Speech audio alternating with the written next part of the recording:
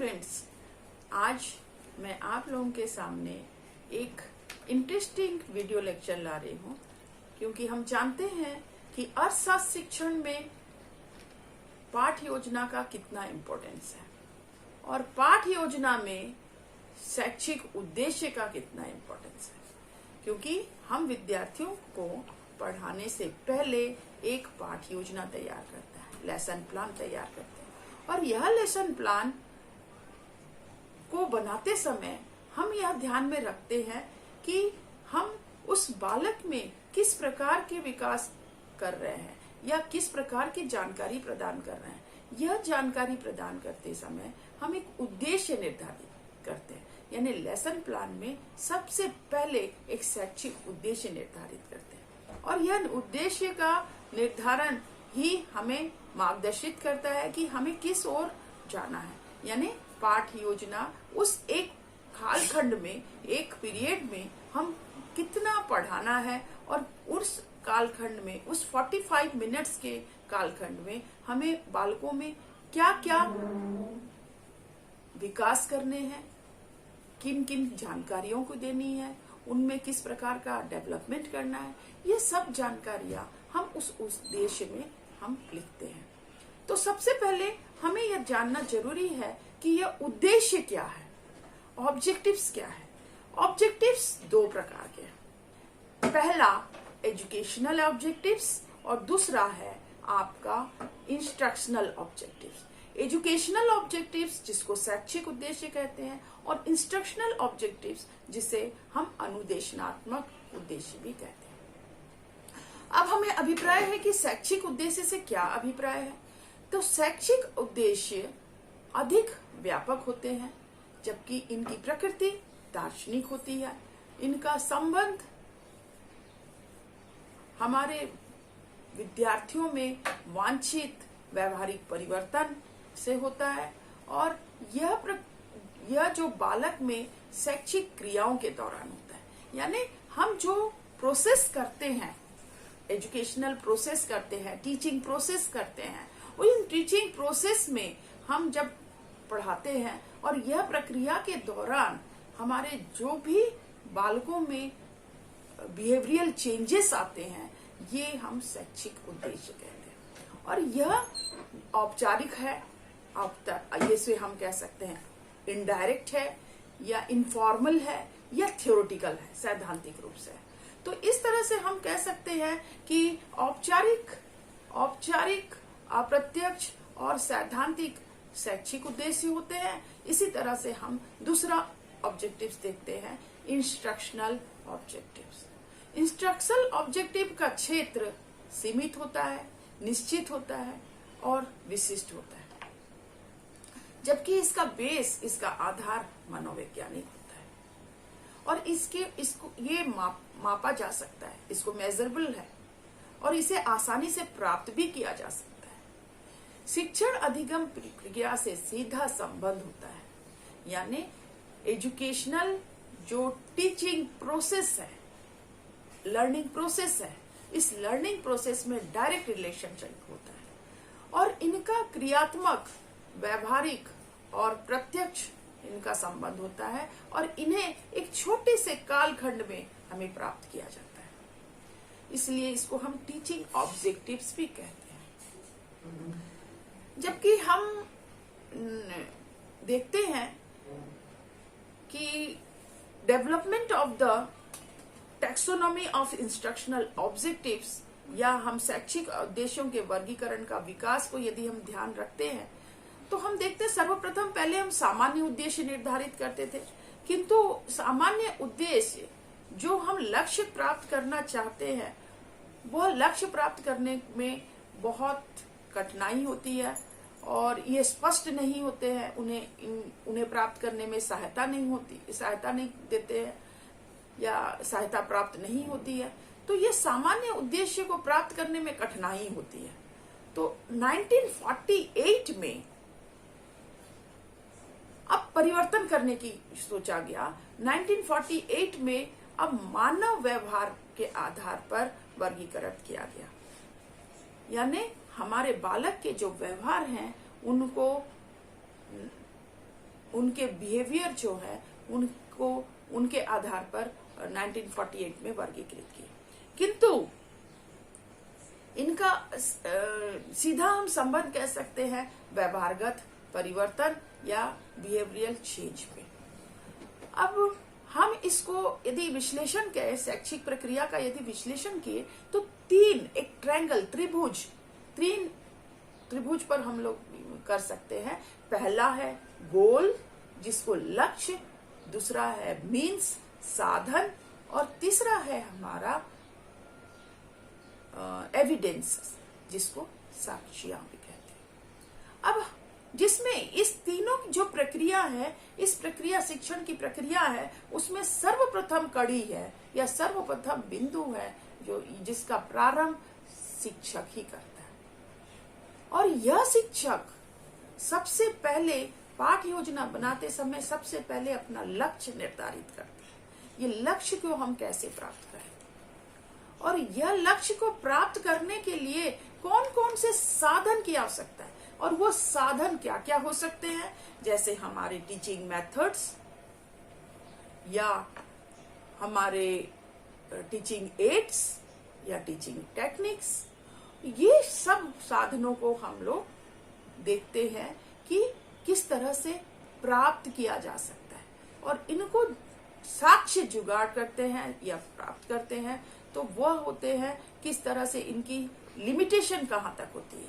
तो ये लिमिटेशन जो है उसको हम देखते हैं साक्ष्य, जिसे हम कह सकते हैं यह उन एविडेंस को हम कलेक्ट करते हैं जिससे कि उस उद्देश्य की प्राप्ति किया जा सके।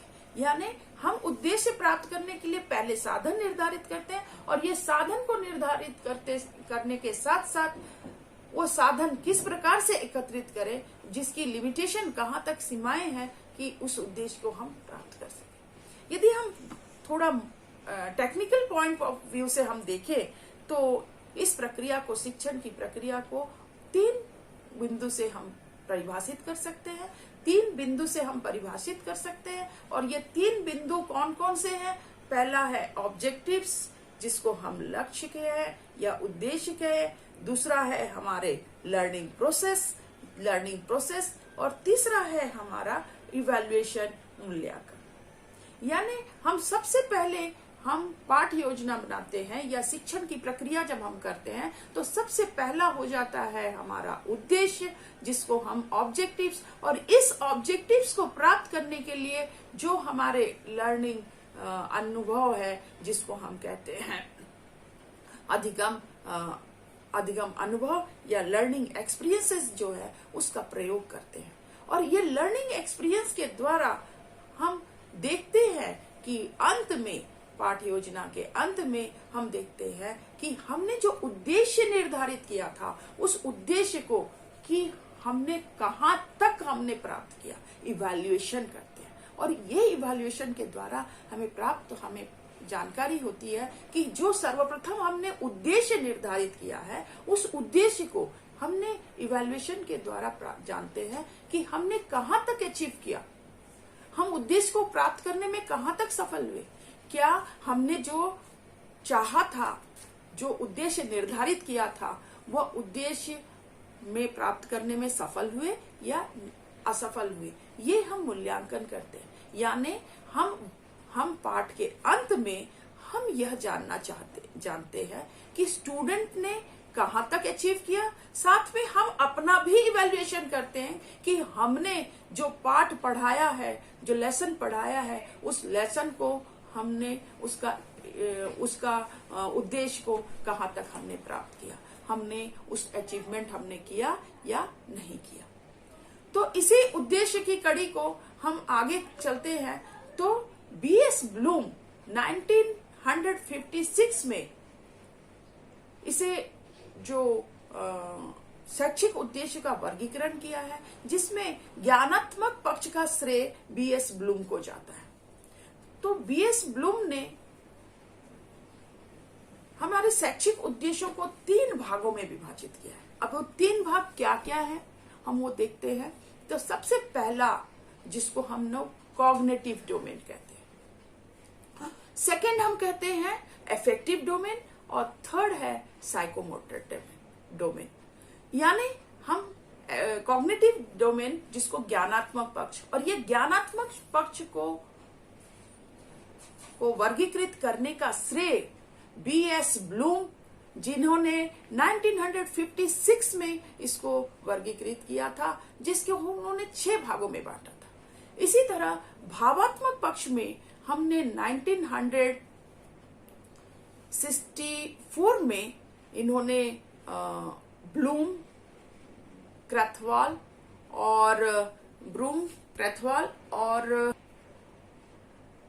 और मसीहा ने इसे वर्गीकृत किया था 1964 में। भावात्मक पक्ष को वर्गीकृत करने के लिए मसीहा, ब्लूम और क्रैथवाल, ये तीनों ने इन्होंने इसको वर्गीकृत किया। अब इसी प्रकार साइकोमोटर को हम देखते हैं। तो साइकोमोटर को 1969 में सिम्पसन ने इसे वर्गीकृत किया था। इन्होंने भी 6 भागों में इसे वर्गीकृत किया। तो पहला हम अब देखते हैं ज्ञानात्मक पक्ष। अब ज्ञानात्मक पक्ष 1956 में ब्लूम ने इन्होंने related to collection of information, इन्होंने इस आधार पर वर्गीकृत करना, यानी सूचनाओं को एकत्रित करना, इस आधार पर इन्होंने वर्गीकृत किया। तो सबसे पहला आधार इन्होंने दिया ज्ञान, जिसको हम नॉलेज कहेंगे। दूसरा बोध, या इसको हम कहेंगे अंडरस्टैंडिंग। तीसरा हम कह सकते हैं प्रयोग, एप्लीकेशन, एनालिसिस। फोर्थ है एनालिसिस, जिसको विश्लेषण। फिफ्थ है सिंथेसिस, जिसे हम संश्लेषण। और सिक्स्थ है हमारा मूल्यांकन, या जिसे हम इवैल्यूएशन कहते हैं। यानी ब्लूम ने अपने शैक्षिक उद्देश्य को 6 भागों में वर्गीकृत किया है, और यह 6 भाग सूचनाओं का एकत्रीकरण से संबंधित है। अब हम इसी को हम भावात्मक पक्ष में लेते हैं, जिसको एफेक्टिव डोमेन कहते हैं। तो एफेक्टिव डोमेन में भी ब्लूम, मसीहा और क्रैथवाल ने 1964 में जब इन्हें वर्गीकृत किया, तो इन्होंने बालक के भाव को ध्यान में रखा, बालक के आंतरिक भावनाओं को ध्यान में रखा तथा अनुभवों को ध्यान में रखा। तो हम ये कह सकते हैं कि यह जो एफेक्टिव डोमेन है, that is related to heart, inner emotions and experiences. So affective domain is distributed in 6 parts, that is आग्रहण, जिसको हम लोग कह सकते हैं रिसीविंग, अनुक्रिया, सेकेंड हम अनुक्रिया, जिसको हम कहते हैं रेस्पॉन्डिंग। तीसरा है वैल्यूइंग, जिसको हम कहते हैं अनुमूल्यन, या चौथा है प्रत्यक्षीकरण, कॉन्सेप्चुलाइजेशन, या फिफ्थ है व्यवस्थापन, जिसको ऑर्गेनाइजेशन, या सिक्स्थ है चरित्र निर्माण या कैरेक्टर इंफॉर्मेशन। तो यानी यहाँ पर भी भावात्मक पक्ष में हमने देखा कि जो ब्लूम, मसीहा और क्रैथवाल ने इन्होंने 6 भागों में बांटा है, भावनाओं के आधार पर, अनुभव के आधार पर। अब ऐसे ही सिम्पसन ने मोटर साइकिक ऑर्डर, जिसको क्रियात्मक पक्ष को भी 6 भागों में बांटा, और यह सिम्पसन ने 1969 में इनको वर्गीकृत किया था शैक्षिक उद्देश्य को। यानी यहाँ पर बालक के व्यवहारात्मक पक्ष पर ध्यान दिया गया, यानी वह किस प्रकार व्यवहारिक कार्य करते हैं या अभ्यास करते हैं, बिहेवियरल वर्क एंड एक्सपीरियंस से रिलेटेड है। तो इन्होंने 6 भागों में बांटा, जिसमें इम्पल्सन, जिसको हम लोग उद्दीपन कहते हैं, मैनिपुलेशन, जिसको हम लोग कार्यवाही कहते हैं, जिसको कंट्रोल, थर्ड पॉइंट में हम कंट्रोल, जिसको नियंत्रण कहते हैं, और फोर्थ पॉइंट में हम समायोजन, जिसको कोऑर्डिनेशन, या फिफ्थ में स्वाभाविकरण, नेचुरलाइजेशन, और सिक्स्थ में हैबिट फॉर्मेशन। यानी हमने देखा कि अब उद्देश्य का निर्धारण 3 भागों में बटा था, जिसको हम लोग कॉग्निटिव, एफेक्टिव एंड साइकोमोटर, जिसको क्रियात्मक पक्ष कहा था।